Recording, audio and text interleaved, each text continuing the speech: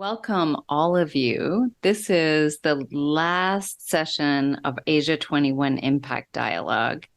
And our purpose for Impact Dialogue is to build capacity for our amazing Asia 21 emerging leaders, emerged really, and to help connect people across cohorts. So that's what we have been doing every other month.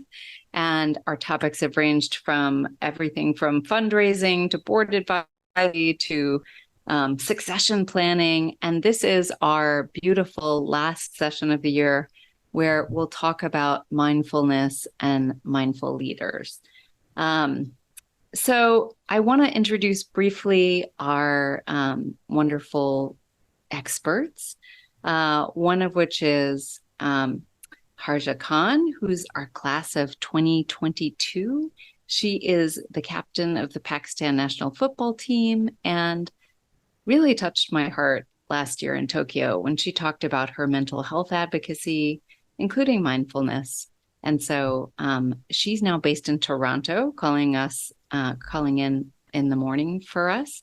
And with her, we have Penny Low, who's class of 2007. She's the founder of the Social Innovation Park in Singapore and a pioneer and serial entrepreneur. She has done so many different things, but I want to focus on her work in mindfulness. She was just telling us she has 2 centers in Tibet and for meditation, and has pioneered a lot of different mindful leadership practices, including last week in Korea, both where we talked about the future and we also participated in some lovely meditation. The way that we usually run these is we ask every one of you guys on the call to introduce yourselves and to let us know what your burning question is about the topic, which for this is mindfulness and mindful leadership. So I'm going to start with Arnaud. Arnaud, can you unmute, introduce yourself, and tell us a little bit about you, and then what your interest or question about mindfulness is. Absolutely. Hello, everyone. My name is Arnaud Favry. I'm part of a class of 2023, and I had an immense pleasure to be in Korea with most of you on this call last week, and as a consequence, to attend the mindfulness session brilliantly led by Penny Law. This exercise raised my curiosity for this practice, and right now I am in India, about to take my flight back to France. And on the one hand, I would like to know more about mindful leadership, and on the other hand, I would like to find solutions to not feel overwhelmed by jet lag and all the deadlines that my job will entail next year and require me to travel very much, very much. Wonderful. Thank you, Arnaud. I really appreciate that. Melissa. Yes, I'm class of 2017 for those who don't know. And I was in Tokyo last year, and also remember Hajra's discussion, presentation in the end session, and it was very compelling. So that's why I wanted to join the session to hear more about your journey, Hajra. So thanks. And it was great to be in Penny's sessions in Korea just now. Oh, my cat wants to sit here. No, I need to get back to a mindfulness practice. I've lost track, I think. And actually, I recently started again. And then I realized that in Korea, I think I was so nervous about the panel that I was moderating, thanks Sanjeev and team, that I didn't do my my practice for a couple of days. So I'm, starting again to do my daily practice. And so I thought this would be just a great session as well to try to keep up some momentum. So thanks for doing it, Penny and Hajra. Philip, do you want to unmute and introduce yourself? I don't know that you've met Harsha in particular. Oh, yeah. Hi, everyone. Sorry, I just got Hi. some problems with Zoom. Yeah, great to see you all, and really looking forward to this session. I kind of been practicing meditation for many years, but until maybe last 5 or so, I've never really connected it with kind of the work and the leadership style that I have. So I've just really last few years have been exploring that in kind of in my daily life and work. So I'm just really interested to hear from our speakers today about how they doing it. That's very cool. How does it connect in terms of your personal practice to how it changes your leadership? I like that. So I will follow up from behind. For those of you who don't know me, I'm Diana Wu David and have facilitated some of these cross-cohort collaborations and conversations. I'm based in Hong Kong. I'm the oldest one on the call besides Sanjeev. I'm from class of 2006, and I have I don't know if I have any mindfulness experience. I have a lot of questions about, since I teach leadership, how the body and mindfulness can help us become better leaders. Certainly, I know when I do keynotes, I do a lot of breathing, and I'm sort of aware of it from that perspective. And I had a beautiful experience actually going to Dharamsala with Lopsang, who is Penny's year, who invited us to go there and meet His Holiness with a private audience with just a few of the Asia 21 people. So that was quite amazing.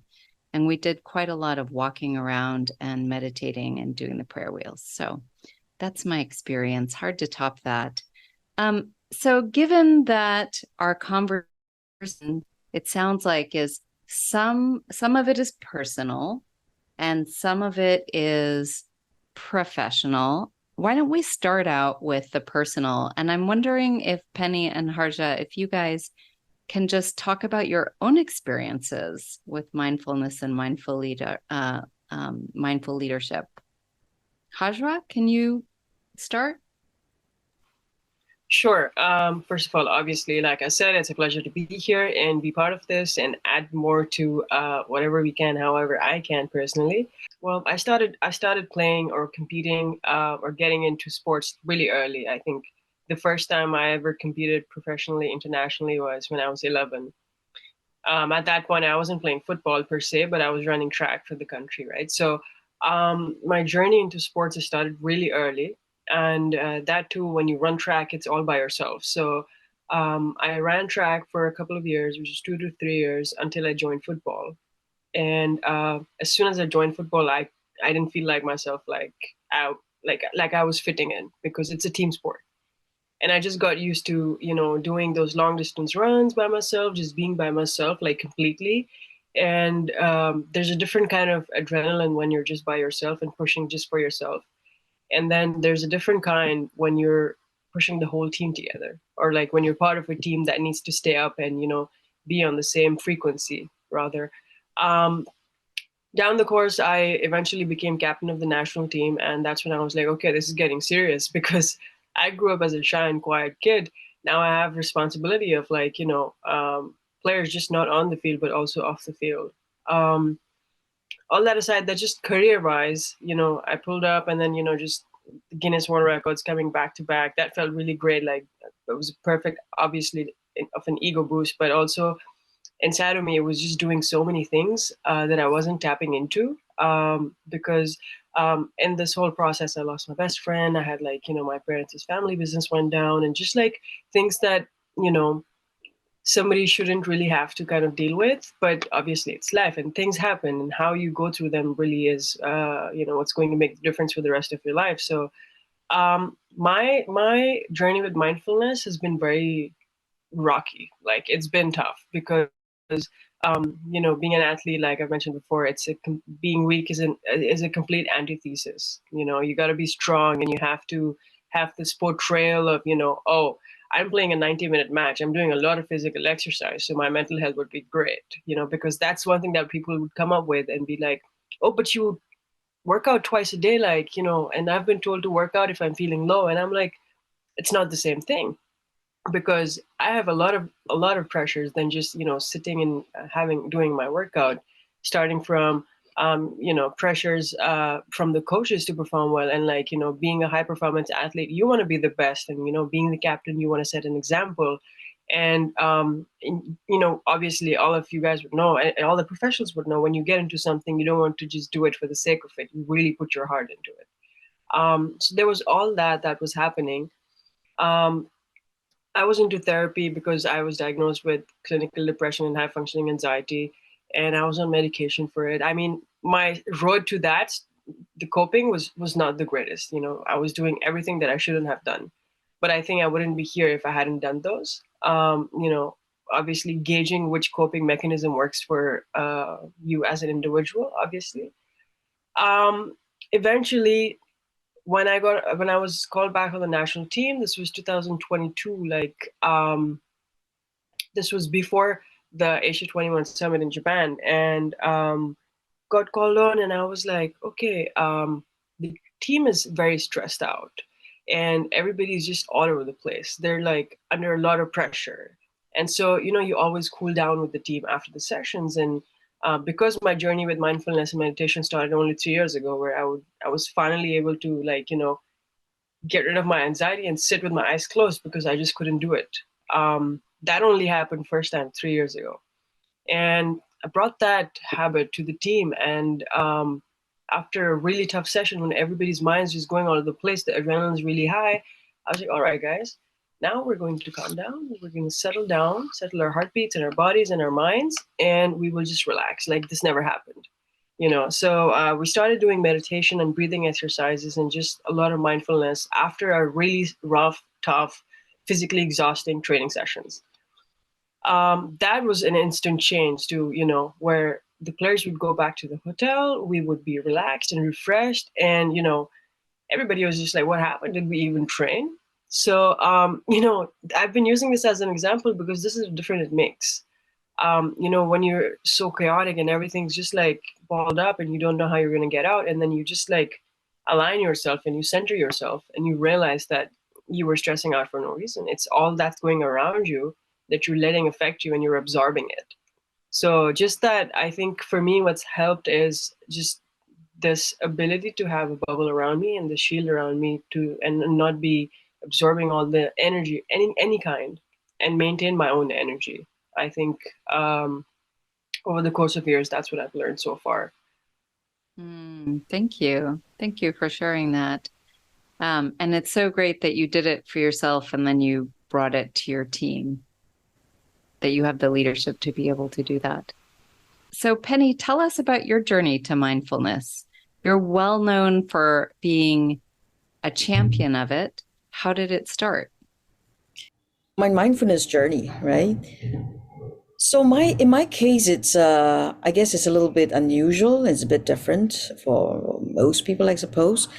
When I was very young, I was a very, very quiet person, very quiet child. So quiet that my parents probably thought that I was dumb or something, and that continued for a long time. I was told that up until the age of 7, I hardly spoken very much. It's not that I don't speak at all, but maybe, once a day or something like that, and it persisted until, I went to school, past 7 years old, that sort of things. And actually, I remember very distinctly that I was observing, and I was just enjoying myself, observing what's going around, So there was this joy. It's quite funny to say that there's a joy, just observing people, but it was really that the feeling that, I'm in this world and this is happening all around me, and I could see people's, When something happens, some emotions comes out, and then you could almost look at, and guess what will happen next. So in other words, I realized at a very, very young age that if we are able to silence ourselves verbally, silence our mind, and quieten our heart, we can actually see things a lot more clearly. And having seen it as is without judgment, you would also then start to becoming a transporter, right? That any of the signals, you could sort of almost guess, okay, A plus B equals C trajectory or D trajectory, So I think, that quietness, right? And it's not just in the first 7 years of my life, it's actually all the way until politics. So even as I grew up, I was in the media world, I was also, in the academia world, I was also in the financial services, and I would say, decently in all of these. But I was able to maintain that certain calm and quietness. And I could just sit up and meditate, or, be walking quietly. And that to me is also a form of meditation. Until, like I said, politics, when I was heavily persuaded, to become to stand for elections and became a member of parliament. So in the 15 years or so as a member of parliament, I had to do the reverse, right? I had to explain policies to people and I have to keep talking, and whatever people say, it's almost like there's a formula that says, okay, we got to explain this policy like this, But of course, that early years training always allowed me, to always take a step back, observe again, take a step back, listen closely, take a step back and listen with the eyes. Because communication is actually 80% nonverbal and 20% verbal, and from there sort of really get what is it that concerns people? What is it that really matters, and then try to tackle the issues. So even though I was a very, very reluctant political leader, I felt that I did okay, and, but it was also this calling in me to return, right, to the basics, to return to a certain quietness in the heart, because, as a public figure, you are not your own property, right? And, literally you go by whatever your PA, and I had 3 PAs, right? You just go by their schedule, whatever their schedule, right? Get up and go. It's like going to the boxing ring all the time, right? Ding, ding, and you go, right? So there wasn't enough time for thinking and so on. So I made, a very strong proposal to the Prime Minister to say, let me step back, and I will still, maintain my vibes, my observation of what's going on, and still stay connected with the political leadership. But, I think, I'm much more helpful that way, because having done 15 years, I think every one of us can contribute. Of course, we can contribute for life, but I believe in this diminishing marginal utility in our own ability to contribute after a certain time, right? So the first thing, I did after I stepped back, right, was actually to go for a Vipassana-like kind of retreat, right? If you are familiar with Vipassana, that's actually a silent retreat.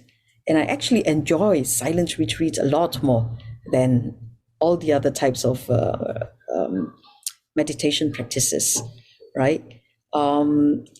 And what was really interesting in that particular silent retreat was that when I went I went to Thailand, Koh Samui, for that. So it's a beautiful place, and it's in the middle of the jungle of Koh Samui. And what was really interesting was the day before the meditation started, I saw tons of mosquitoes, just swirling around me. And because, mosquito problem is a big I would say serious problem in Singapore, I could even recognize the mosquitoes, that they were Aedes mosquito, and they are the ones who cause dengue, and they were huge. So I was getting worried a little bit. What does this mean if I gotta sit in the open and even sit amongst the trees, the woods, But then I remembered that, there was someone who told me that if, your meditative practice is good enough, you would also be giving out a certain type of frequency that repels creatures, animals, insects, and so on.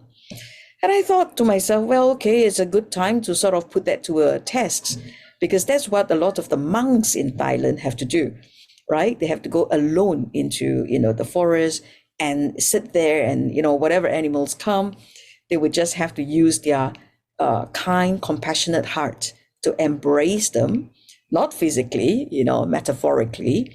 And apparently that worked for some. I'm not sure. Some might have been eaten up by the animals too. But, so I thought, okay, it's pretty good, to just try it out, see if it works. And then, quite interestingly, I also felt a pain running down my spine. And it was quite excruciating. But because it was a silent retreat, I couldn't talk. So I had to endure it. And I think on the second or the third day, afternoon of the meditation itself, I felt myself coming out of my body, just elevating, on top, looking down and sort of saying that, oh, wow, the pain is here again. And I started, now, if you know me, this cannot be coming from me, okay? But it is coming. So there was this voice that said, oh, pain, you're now my good old friend. You're here again, how long are you going to be here this time? I love you, but, you really do cause me some pain, but I love you, okay? Right? And all of a sudden, I felt my pain lessen by a huge amount. And then, of course, throughout that meditation itself, which was, I think, just under 10 days, no mosquitoes actually bit me either. The pain was still there for sure, right? But no mosquitoes. So that's pretty good, right? So then, that very afternoon, later in that afternoon, the monk, which was a British monk, started talking about certain phenomena. And one of the phenomena he spoke about was this, ability that some people have where the whether it's this energy, the soul, whatever you call it, could elevate from the body and sort of, showcase compassionate and kindness to whatever that is happening around, whether it is your own pain, whether it is, the animals or whatsoever. And in so doing, embracing them and reducing the threats. And that process itself of coming off the body is symbolic of detachment, right? In Buddhism, as you know, the whole idea is to be detached from that feeling and from the emotion. You recognize that it happens. You recognize that it is there, right? But you do not necessarily have to say, pain means, ouch. It doesn't have to be. It could be, ouch, naughty, And that in itself, because it's our association, right, with the pain, the emotions associated with the pains that really create, that sensation in us. It's a chemical reaction, all in itself. So I had that experience, which I wasn't expecting. And then, after the whole retreat itself, my pain down my spine was still there and so on. So when I went back, I went to my orthopedic surgeon and I shared the same set of doctors with the late Mr. Lee Kuan Yew. That means I probably have really the best doctors, right? And the orthopedic surgeon was very good. He was spot on. He said, oh, you're walking in like that. That's no good, And then he checked. He said, oh, it's a double whammy. It's spondylosis and slip disc that I got. And he said, you got to take like these types of steroids. Otherwise, you can't sleep, you can't this, you can't that. I'll see you on the operation theater in 1 week. And I said, no, I'm not doing steroids, and sleeping pills and all those. I said, no.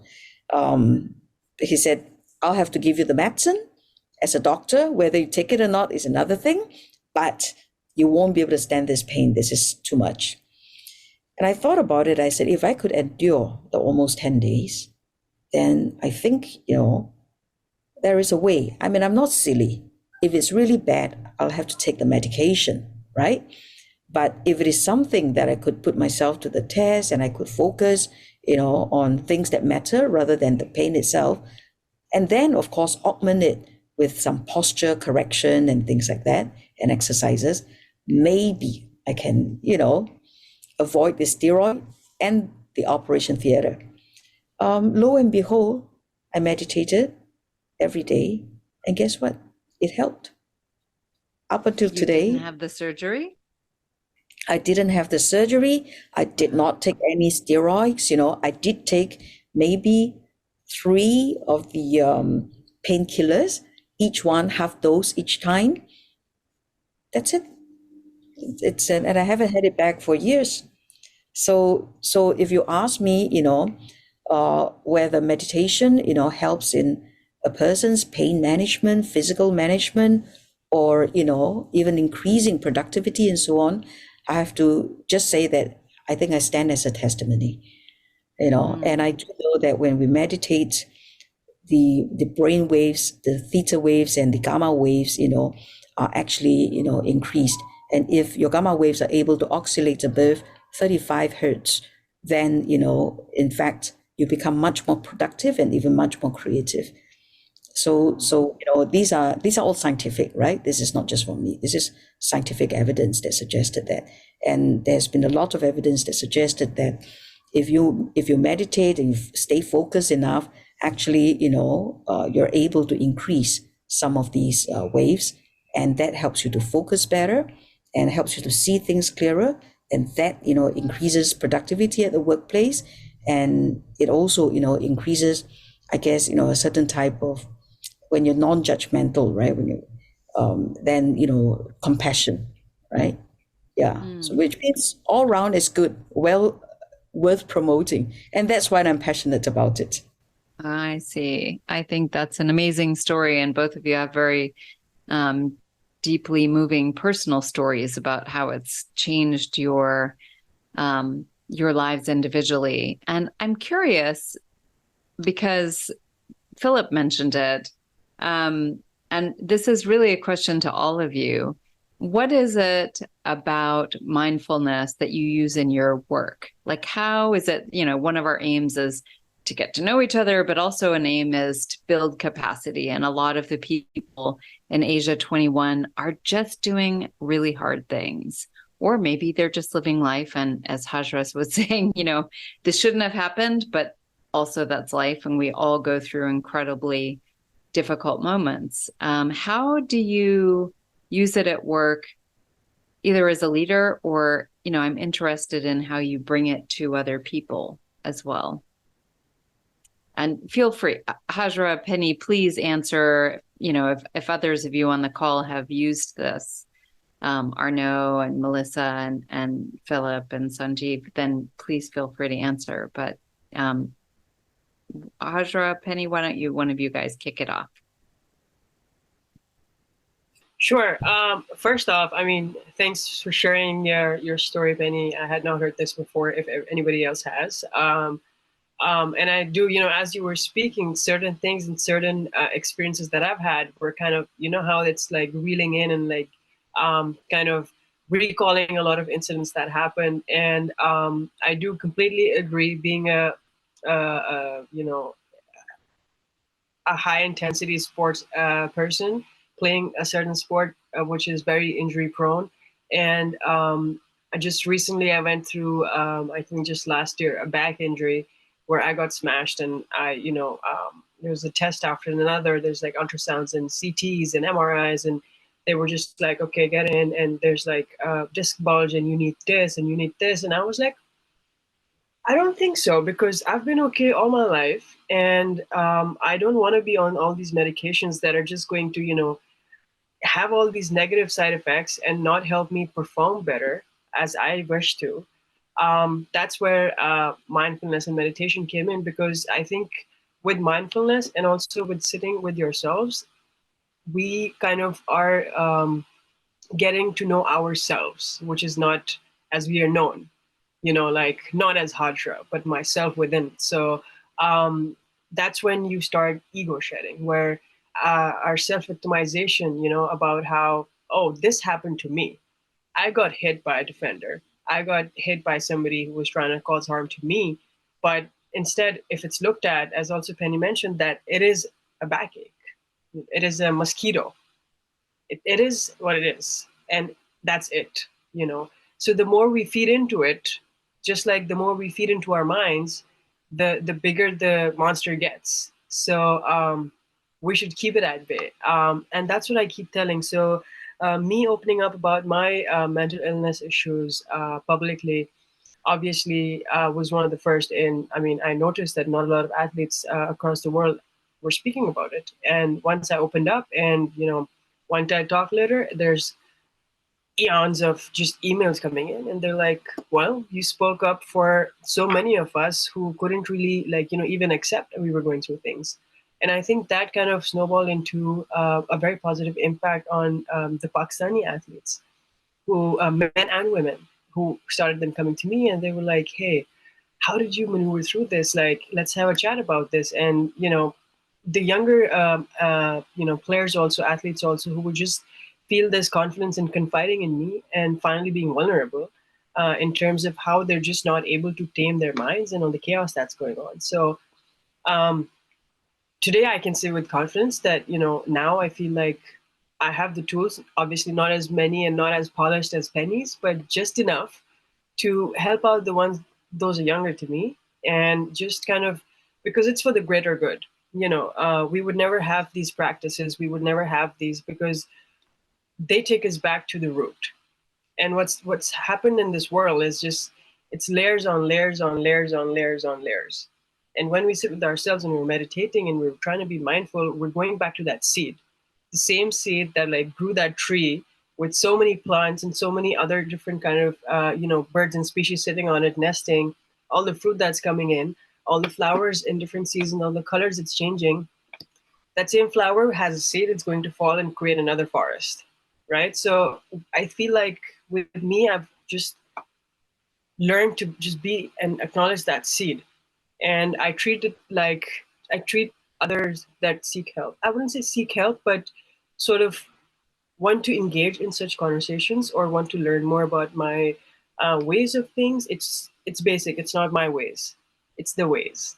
I mostly follow the Sufi school, and there's Penny speaking about the Buddhism part of it. No disrespect. I hope I'm not awful in speech right now, but it all says the same thing. Shed all the layers and recognize your true self.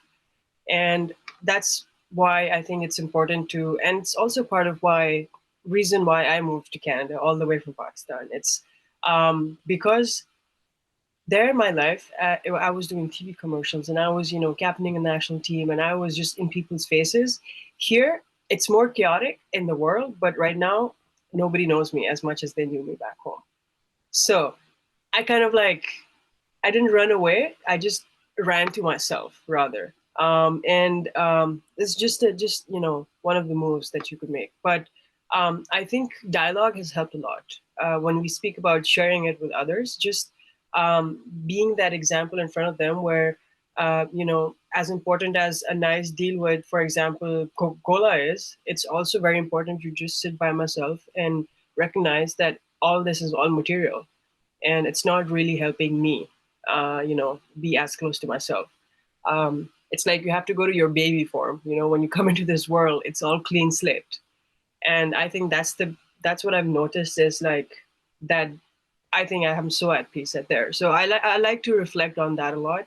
And without any, I don't like to lead sessions like that because I don't think I'm equipped enough. But those who need it, I'm there enough. I'm helping them out, and I'm being part of it, not just, guiding them through, but also being part of that process with them, because it's also helping me out. So for those who recognize the process and are willing to push through and sit in Chiang Mai in a forest full of mosquitoes, I think they know the worth of it. When they get out the other side, it's really worth it. I'm sure Penny could agree. I was so there until the mosquitoes. Sanjeev, I see that you're out of the car. Do you want to just unmute and say hello and ask a question or whatever your contribution to mindfulness is? Absolutely, Dana. I was just being mindful father and driving my kids to school, which I don't do. And Penny, who I have known for all these years, have been a great teacher. I call her my sensei, minister mentor. We had a sideline chat in Seoul also. I mean, more than anything, Diana, thank you for leading the session, organizing the impact dialogue. And I just, meditation is something, I really need to get into, because I heard Penny talk about silencing our mind, calming our mind, which outwardly I may project that, but I have my own issues. When you open my head here in the conflict, that internal conflict that I have, and I just I want to get into meditation and mindfulness, which we ended the year on such a high note with Asia 21 in Seoul. Thank you to all of you, except Hajra. You are in Toronto, not that far, so we're gonna see you back at the summit. But Arno, thank you for joining. It was great. There's so much chatter on WhatsApp about the high ending the year in the high note. So with New Year coming up, I'm committing myself, Penny, to joining Vipassana. We have center. We talked about this. I just need to learn more. I'm a novice, and I just, as we all do, just trying to get better at being the best person, Sanjeev, that I can be. I talked to some of our South Asian fellows in Seoul about there's a term called dharma. In the West, everyone talks about karma, right? But the dharma, not the religious dharma, Hajra, but dharma as in your righteous way of living. And my righteous way of living is very different from, we all have our unique righteous way of living. But you add the prefix swa. Swa dharma means my own righteous way of living as a friend, as a father, as an employee, as a person, right? So I'm striving to do that. And I think mindfulness, meditation is something that will really help me do that. And that's what I'm committing in 2024. And I need to really do that. So this is basically a commitment to myself. And in front of all these friends here, I will have to do it, Penny, and I will do it. So thank you. Thank you, Sanjeev. And it's a really interesting thing that you bring up, because in a way, I love what you said, Hajra, about the idea of the seed. We go back to the seed and we shed these different layers and go back to our true selves. Because what Sanjeev was talking about with Swaterma, did I say it right? And the idea of, we want to be our kind of the best self we could be. And Arnaud was saying, like, how can I do all these things that I want to do next year? And you can feel free to unmute and tell me if I'm misquoting you, Arnaud. But how do I do all this stuff? How do I be my best self with all that's going on? And I think maybe just to like segue a little bit to like, how do you do mindfulness? Like, what if we haven't done it before? Melissa, you said you've already done it before. What are the things that, for instance, Sanjeev could commit to doing that you guys know that would be helpful for us in our many different levels of mindful or unmindfulness?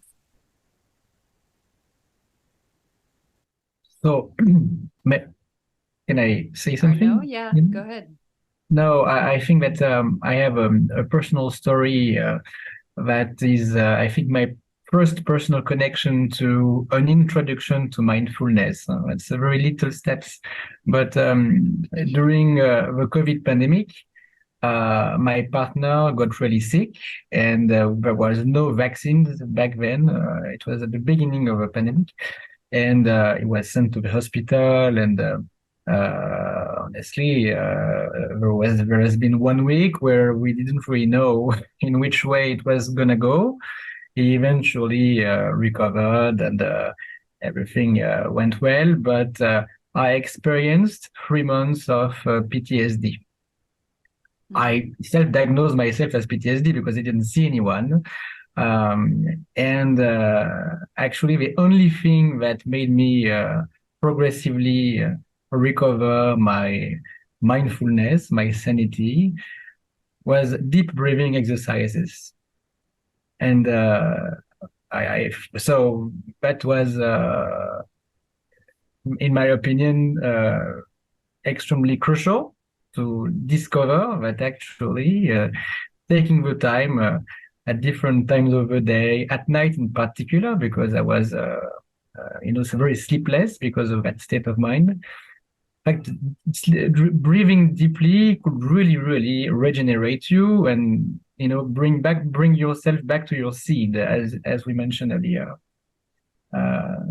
Past these 3 months, after this, I got better, and I stopped doing these exercises because I considered myself cured. And so I think that I would like to be able to have this mental gym, as mentioned, Penny, in Seoul last week. That really struck a chord to me because I realized that I used this self-medication when I was not feeling well, and then I completely abandoned it, saying like, "Oh, I'm fine," It's like if I do 2 weeks of gym and then I stop forever. So I just wanted to share that, and I think that's the reason why I'm also here on this call today. It's to have more of a regular practice. I wonder, Arnaud, and maybe there's an opportunity for us to even just come together on if there's a right time for everyone to do something like this. It's interesting, what you said, because you talk about breathing. So I'm actually organizing a small session while I just hopped over to Shanghai, right? Before going home to Singapore. And I'm actually organizing a breathing session, a conscious breathing session with a Swedish couple who are the world's, I guess, authority on breathing, conscious breathing. So I don't know where you all are right now, but it's happening in 2 days from now. We could send you some information. We did not plan an online thing, but maybe we'll add it on. We'll see if it's possible. Yeah, but otherwise, you could continue the mental gym. For those who were not at the session, I spoke about, how we are very conscious of our body and that we need to exercise and we need to sort of practice. So, we always have physical gyms, right? So while we build up, right, and strengthen our body, how do we strengthen our mind? How do we strengthen our inner strength, right? And that, to me, is through meditation and mindfulness practices as a form of mindfulness gym. So that was what Arnold was talking about. So thank you, Arnold, for mentioning that. I would also like to hear from Philip, actually, because Philip has been meditating for a very long time. So, it'd be interesting to find out about his practice and his experience, with meditation, right? And Sanjeev, just a quick word. I'm very, very sure that this time, with that determination that you have, you're going to get, to become super Sanjeev by the next retreat that we have for Asia 21. Super. Philip, tell us about your practice and how you found it enhances your leadership. Yeah, thank you. It was great session and great to hear from all of you. I guess one thing that I discovered through this whole process is that it's because it's mindfulness and it's about your mind, that you will have to design your own program. It's sort of obvious, I guess, but unless you actually do it, it's hard to kind of conceptualize it in your head, because we all have different temperament, different bodies, different kind of philosophies. And so for me, I guess I started it from the kind of philosophical angle, because I studied Chinese history, and then I kind of got into this whole religion history in China, and then started meditating. So there's a kind of an intellectual approach to it. And then I realized that that's all fine, but unless you actually do what Penny described today and at her session in Seoul last week, it's a physical exercise first and foremost. Of course, it's both mental and physical. But unless you do the physical part, then, just looking at it as a philosophy is not going to cut it. And so then I've added that kind of the breathing, the meditation is just kind of religiously doing it every day. And then I guess the biggest discovery, also is that anything can be meditation, that, you can whatever, walk or listen or eat. And that is kind of a really important step, is to integrate it into everything that you do. And then from there, you kind of start thinking about how you manage people, manage your relationships, and how that is affected by your mindfulness and meditation practice. So it's kind of, to me, it's been it's been 20 years now. It's been like a staged process in a way. And only last few years, as I said, I started kind of thinking and applying it to how I actually, relate to other people and work and management, this sort of stuff. Before that, it was quite kind of self-centered, which is ultimately what this exercise is about. It is about yourself in a good way. So that's kind of been my experience. And with any other thing that you do, it's just, and the older you become, you realize that, how much more you need to learn. So I thought I got it when I was 19 or something. And then, 20 something years later, I realized that I've got so much to learn about this whole process, both from the philosophical point of view and the physical. So yeah, that's my journey. Thank you, Philip. Thank you for sharing that. I had no idea that you were a master, and after 20 years of hardly a month. Melissa, what's your story? You said that this is something you used to do. So, I guess some of you may not know that I was a police officer.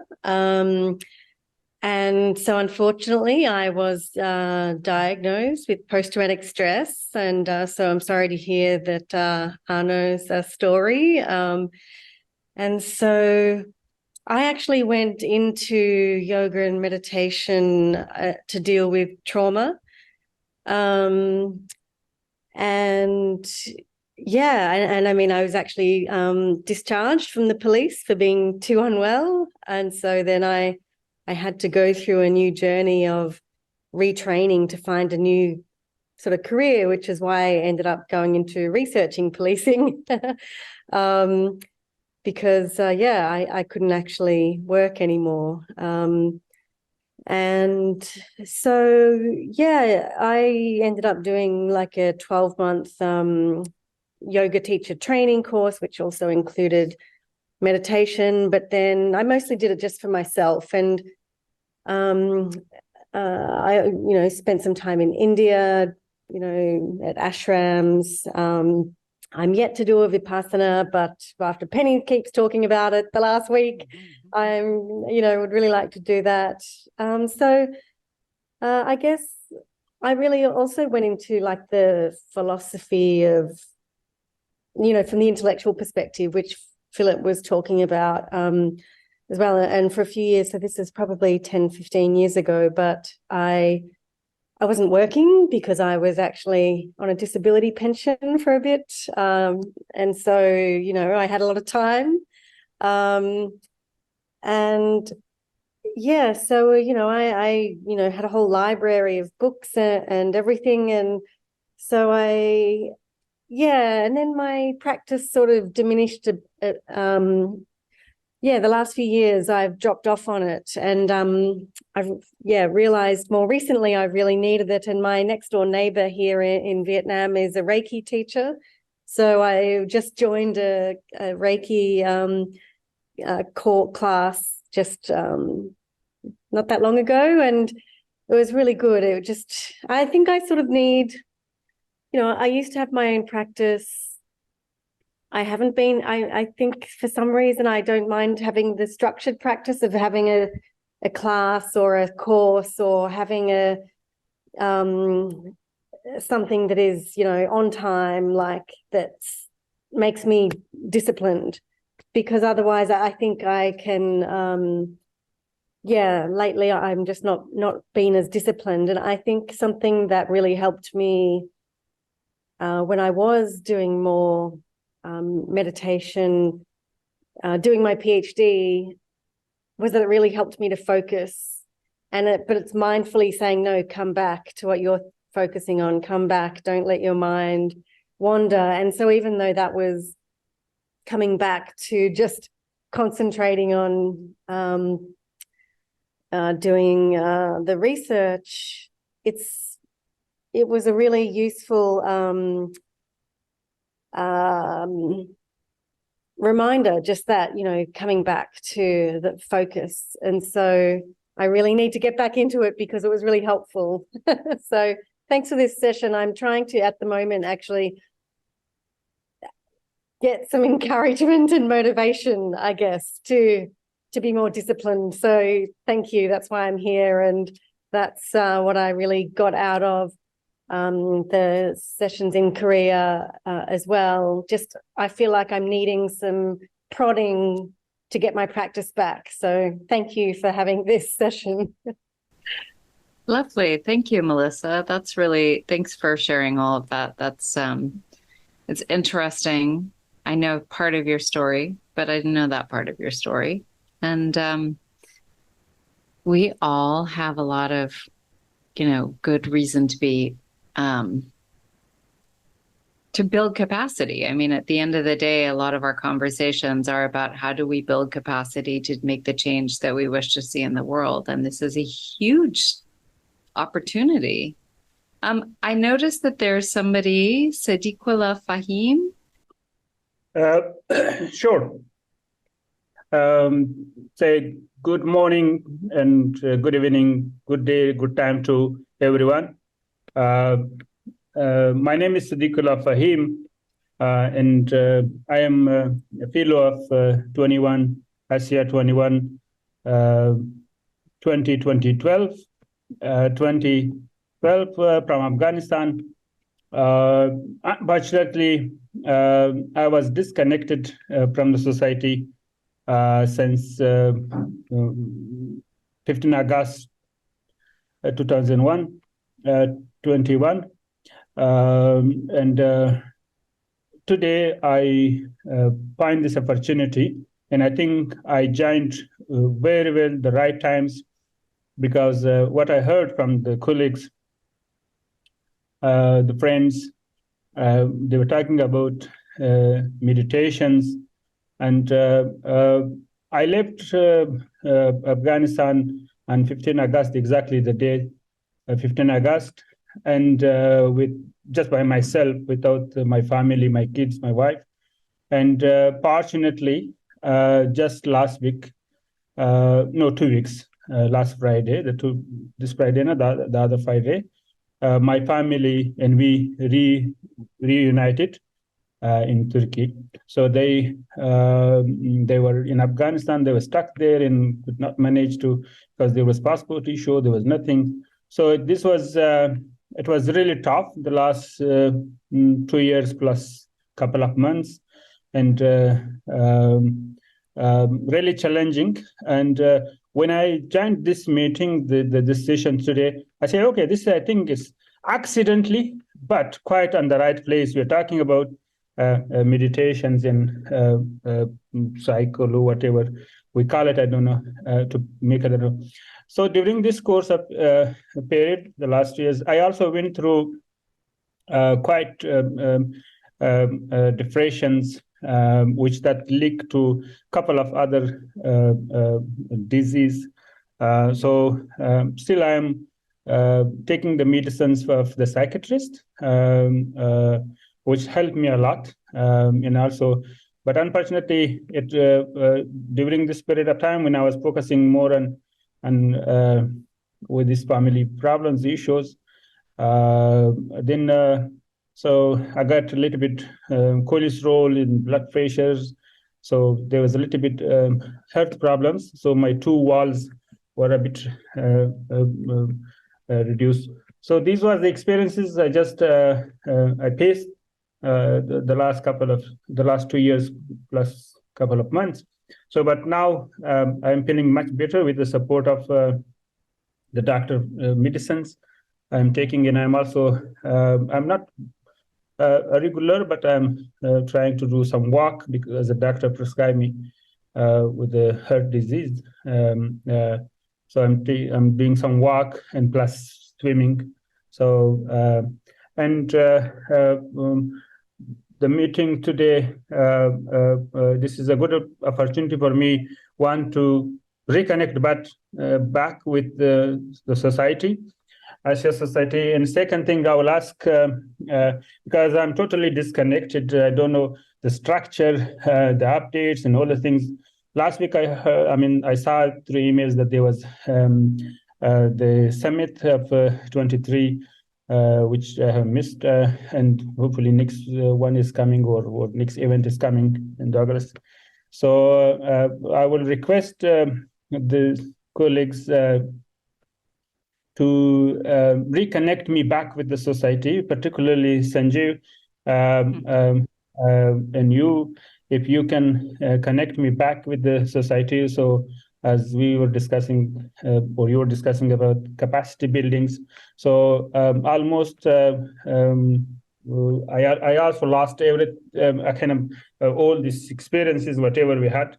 So some of our colleagues, they were able to get track on time. So soon after, but unfortunately, I don't know. I was not able, because one, my family structure was big enough, and second, the family stuck in Afghanistan. That also affected a lot.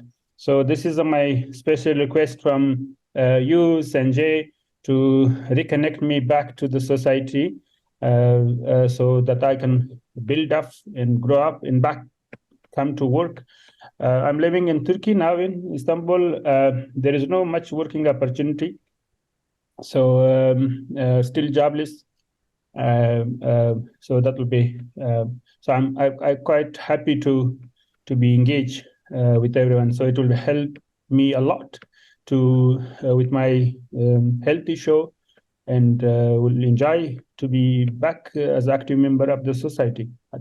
Thank you so Wonderful. much. Yeah, thank you. Welcome. Welcome. I'm so glad that you're back in the Asia 21 network, and that you have this opportunity to connect with some of us, and hopefully more as we go along and we do more.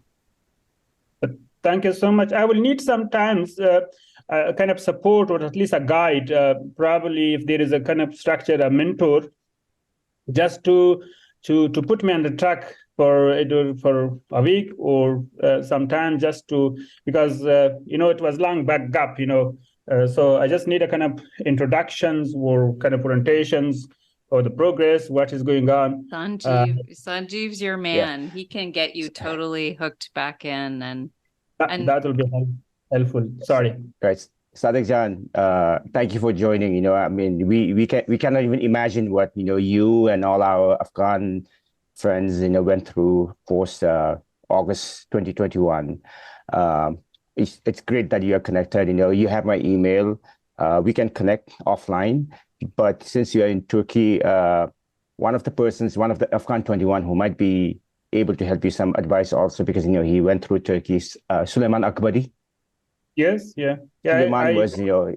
Suleiman lived in, he was also in Turkey, and, he made transition to US, and then now not in US, but somewhere else. But happy to connect, there were so many experiences, all your fellow Afghan 21 went through, and we can help. And Hajra in Canada, you're in Toronto, there are quite a few Afghan 21s over there also. So the whole point of Asia 21 is to, connect and, draw on this connections that we have built over the years to help each other out, right? So let's, Sadiqullah Jan, we can connect separately, and I can, help you with some of the Afghan fellows who went through Turkey, who came to US, who went through Pakistan, because, some of you met Arno, and everyone who came to the summit met Yusra Askari. She is very instrumental in also getting the visas to Sadiq Jan. You probably knew, right, that time when we started getting try to get the P1, P2. This was a very difficult journey for Asia Society also, because we are not a humanitarian nor a government entity. But, we knocked on a lot of doors, and I think we were able to do some. I know there's a lot to be done, but happy to, connect with you offline and, see how we can be helpful. But thank you. You come to this, you came back to the right community, because this is a very trusted network of friends, right? And the whole point is that we help each other out as we advance in our career, in our life. So you came back to the right network of your friends, and we are here to help you, and we'll do that. So thank you for joining. Thank you so much. Thank you so much, Sanjay, and everyone. Thank you so much. And I'm happy to be back with the colleagues, friends, and society. Yeah, really, I feel kind of proud or happy that I found this group again. Much appreciated for everyone. Thank you. Thank you. Sari, so what's your professional background? Well, professional, I have done my master MBA, and I work with the United Nations in the NGOs for the last almost 30 years, mainly with NGOs and local NGOs. And so, and I was people who are familiar with the Afghanistan geography, I was representing the civil society of southern regions, which morely from those people, which is now also there in power. So I was coming from that community, unfortunately. So I was there was double pressure on me, because I was representing those community, and life there was so tough, and which that was the reason we face a lot of problems.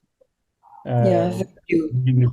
I was I was asking only because you said that you're looking for a job and so on, and so it's actually maybe, Sanjeev, we can consider having a job board or something like that posted in Asia 21, so that there'll always be people looking for jobs and people who are hiring, so maybe a job board kind of thing, just to bring up visibility, could be quite, helpful. Yeah. I mean, I know I'm a little going off the topic, but I guess, I just need to get this out of my chest, Penny and my friends, is Afghanistan is such a young nation, right? It's, Sadiq Jan, correct me if I'm wrong here. I think when we started this Afghan 21, the sub-initiative out of Asia 21, Afghanistan's population, I think, is still about 68% under the age of 24. Okay, just remember, right? It's a very young population. In the West, we all associate Afghanistan with warlords and drug lords. But, people like Omid Sharifi, who is a fellow, his whole entity is called Art Lords, right? To give a very different narrative. And it's like Sadiq Jan, these guys were all in government and in great, professions in Afghanistan. Many of them worked with organizations affiliated with the West, because Afghan war was the longest war for the US. So just remember, they worked with, NGOs, Canadian, Aussies, US, all the Western, but when push come to shove, they did not get the benefit of coming out of Afghanistan post August 2021. Hence the difficulty that they had to go through, right? They were affiliated, so it's a double whammy. The Taliban were targeting these guys because they were working with, quote unquote, the enemies, right? The Western NGOs and all that. So that was the travesty here. But they're all in, petty government, World Bank, NGOs, so global NGOs. So, they have the skill sets, they have gone through this. It's just that when it really mattered, the Western organizations, I'm sorry, didn't really help them because they worked with them for 20 some years. But Sadiq Jan, Penny is right. We'll again, this is the network, this is the family, this is the tremendously collaborative network of individuals. So we'll see how we can be helpful to you and others. Sorry, I went off the topic, Diana. Over to you. That's okay. It's really wonderful to have all of you guys here. I know I see that you need to catch your flight. Thank you so much for coming. It's been so good to get to know all of you. I feel like this is, Penny, Hajra, you really set the scene for us to have a really intimate conversation. Arnaud, Melissa, about, struggles and how, and mindfulness kind of opens that for us. It sort of says, okay, what can we do? How can we show our true selves? And mindfulness is a path there. But I just want to say I so appreciate all of you having the courage to talk about your journeys. And I think that is what makes Asia 21 wonderful. And it really does make us able to do great things, because we can come and be, shed our ego and go to our true selves. But even more important to me is that we're our true selves with each other, and that we can see each other for who we are and help each other. So, with that, really thank you for coming together. And as we go forward, and thanks especially to Hajra and Penny for, being the leaders. I told them it's kind of like Shark Tank. You guys are the judges. People talk about what they're thinking about, and then you're, the sort of leaders of this particular topic. But it is a collaborative room. It's sort of the smartest person in the room is the room itself. So thank you for coming. And if anybody would like to say any words in closing, I cede the microphone. Please feel free. Well, Diana, thank you very much for hosting this session. Thanks to Sanjeev and Philip, who was here a little while ago, for, allowing this topic. It's a topic of my passion, not just because it's my passion, but because I seriously think that this is what the world needs, for us to raise our collective consciousness so that, we can make better decisions and, in fact, save ourselves, from the negative trajectory that we as individuals, but also we, as the world is going towards. And I just want to also, iterate a few words that came out in the conversation. I think Melissa mentioned quite a bit about the need for a community, right? And I think what she means is a community of practitioners, because it's actually true that it's very difficult to just, do your mindfulness gym on your own. And that's why people go to gym, right? It's not as if they cannot go running or doing exercising, themselves. There is a reason for that, so the community part is important. So for that, I thank, Asia Society for really recognizing this as an important ethos and practice, and allowing this mindfulness theme to surface in the retreat in Seoul, but also in our conversations. And in fact, we started talking about this, I think, amidst COVID itself. The second, is that actually, at the end of the day, mindfulness practice is not about sitting there and meditating with the kind of thing. That's not really, mindfulness, what mindfulness is about. That is the practice of it. It's a state of doing, but it's not the state of being, right? The state of being comes when it's embedded in us all the time, where we are aware of what's going on, both on the inside and the outside. And the only way to do that, and this is another word that, I think Hajra, spoke about, which is connectedness. I think in mindfulness practice, one of the most important elements is really to be connected with oneself. Unless we are connected with oneself, with ourselves on the inside, we don't even know who we are. And when that confusion gets extrapolated outside, then not only we ourselves are confused, because we, like Hajra say, you layer and layer and layer, you forgot who you are. It's like the movie, The Mask, right? You put on one mask and you put another mask, another mask, another mask, and in the end, who am I, right? And that becomes a problem. And actually, the people whom we come into interaction with also are confused about who we are. So they may not know how to interact with us on a fair, transparent, or direct basis. So it's always, and then we become a world where we second guess each other, level of trust is low, social compact is also thin, right? And then we ask, why? Let's do this to build social compact, that, and so on. But actually, you go down to the roots itself, the essence is we have to be ourselves connected with ourselves on the inside, on the outside. So if we could even just start with that practice itself, I think it would already do ourselves a lot of good. And when we are connected with ourselves on the inside, chances are we will be more at peace as well. We will be less confused, And for that reason, I just want to say one last thing, which is, so I am, really thinking about whether I could extend my own personal retreats, into learning journeys for Asia 21 or even just Asia Society as a whole.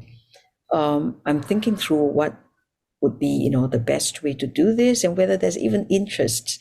And this, Diana, I think you mentioned, you wonder if we could even have a whole session, on it. In other words, our own form of Vipassana that may not be as extreme as Vipassana itself. Extreme is the wrong word, but you know what I mean, but something of a mix so that it's friendlier and allow people to come into the practice more easily, and it will be secular as well, right? Yeah. If, you feel that this is something that, we could build on, we could do, let me know and drop me some, notes on what, you would prefer. Or I don't know, maybe Sanjeev, if you feel that this is something that we could, do, then maybe we could do a survey or something like that, with our Asia 21 fellows, and then, design a learning journey that, could work for people. I mean, even very simple questions like, should it be a 1-day thing, 3-day thing, 5-day thing, 10 days thing? What is it, that we're looking at, right? Venue and so on. I think I have some friends around who can facilitate some venues with some minimal costs, kind of thing. So it can become, I don't know, an annual pilgrim or something like that for us to go to. I do it every, like I said, start of the year and middle of the year. So yeah, welcome. So that's our commitment going forward, is to explore it more fully. What were you going to say, Santi? No, I was just going to say, could agree with both of you more on this, because I think Penny had actually Penny, I remember before COVID, we had talked about, doing this. We did have a full-on session during the virtual summit, Penny, in Yes, 2020, right? yes, And we then, did. so, yeah, post that, we were looking at how do we integrate this more throughout the year, not just a one-off kind of thing. So, Penny, okay, I'm going to commit to looking into this again as we look ahead to year 2024, because this is something that we have talked about, and I think we should be able to do it, rather than just one off, throughout the year. Could be virtual, or could be integrate Diana, let's say, center in Hong Kong, right? Trying to be opportunistic and getting the centers involved in this also. So that is a homework for me. Now They report back do to both. actually. Yeah. They do mindfulness and different lifestyle. They do Tai Chi, etc. That's The right. Hong Kong centers. Right. But I'm talking about more for the Asia 21 community. I mean, even in New York, every Wednesday, there's a half-hour mindfulness session for members or, whoever wants to come to that. But it's just half an hour, which is good, but I think it's not sufficient, Penny. I mean, as a layperson novice, I think, it has to be a little more deeper. And then again, with the Asia 21, this trusted network of friends, I think, we can certainly be, doing something on this. So let me come back to you both, Penny and Diana, on that. I'll have Philip is not here, but we'll talk about this then. Yeah, and I think since I committed, yeah.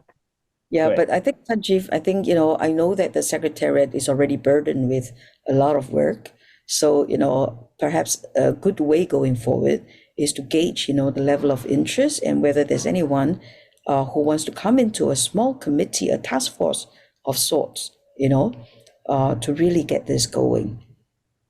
Yeah. Got it.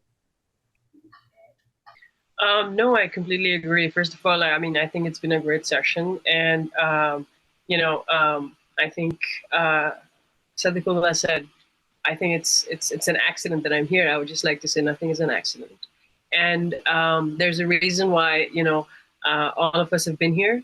There's a reason why we've been able to have this dialogue, and also it's been an absolute pleasure learning about Penny and her experiences, and also of course everybody else's. But I do agree moving forward, also considering where the world is going. It's not just now one part of the world. It's all little, all those little droplets that we need to gather together, because it's happening everywhere. If there's a war on one end, inflation on the other, everybody's going through something or the other on a big level. So I think it would be really important to find avenues or, design programs in a way perhaps where we could just, be and sit together and be able to be by ourselves in a community setting, perhaps. Also, that would be great, because I think, anything works better in community, because it's just like a lot of collaborative energy there. So I do agree, and I would totally, I think I would definitely sign up if something like this comes up. Also, yeah, just I think any just other than all that we do every day, we have to wake up with awareness. We have to pick up our phones with awareness, or intention. Why are we picking up our phones early in the morning when there's no need? We just woke up and we're not even consciously here in this world right now, right? So so just like kind of, I think little notes or little observations that we could kind of tap into just for ourselves. I think that'd be a good beginning. But otherwise, I do agree. We should definitely have a platform where everybody's coming together with the intent of a much more peace ourselves for all of us. Again, it's been a pleasure being here, and an absolute pleasure being part of the Asia Society for sure, for sure. Thank you for having me. Thank you, Hajra. Well, you guys, we're coming up to our end of the session, so I just want to say thank you. This has been a pleasure, and I learned so much about mindfulness, and certainly haven't what Philip said about everything and anything to a certain extent being mindful is true. I don't practice very much mindfulness, as any of my kids will tell you. But I do remember during the pandemic, when both my parents passed, I have a very close friend who is a somatic therapist. She is connected to the, the universe. And so I said to her, well, you got to get your stuff online, and we're going to get your business online. You got to make sure you don't like lose your income. And so I was getting her all set. And then she's like, okay. So we did this. She does mindfulness and yoga. And so I said, I'll be your guinea pig. And she did the session, and we were on Zoom, and I laid down on my mat. And it was just after my parents had passed away. And I just cried for like half an hour because it was the first time that I had stopped for that. So I do. And then she proceeded to do that for me for almost a year of just every week. We called it me helping her for her, yoga and mindfulness sessions, but really she was helping me. So I guess that's mindfulness too. So I appreciate all of your sharing. I appreciate you coming together. All of the ways that we come together in the Asia 21 is so special. And it's why we show up, and sometimes we go away, but Sidiquila, we come home. So thank you so much. I wish you guys the best winter solstice, Christmas, Hanukkah, Kwanzaa, whatever else. I don't know what the Sufi version of Christmas is, but absolutely fabulous holiday. And I hope we can see each other in 2024, maybe at a retreat. Thank you so much.